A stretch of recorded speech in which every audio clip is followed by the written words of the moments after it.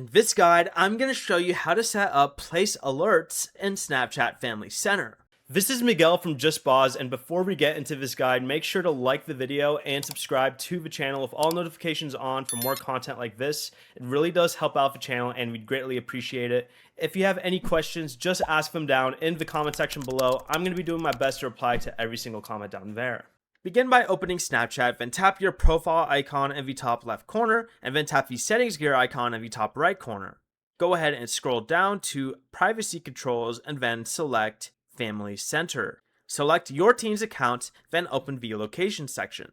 Under place alerts, tap add place. Search for a location or move the map marker to the correct spot, then save the place. Choose whether you want an alert when your team arrives, leaves, or both, and turn on the notification. Your team must be sharing their live location with you for place alerts to work. Before you leave, remember to like the video and subscribe to the channel with all notifications on for more content like this. It really does help out the channel and we'd greatly appreciate it. And if you did have any questions, just ask them down in the comment section below. I'm going to be doing my best to reply to every single comment down there. Peace.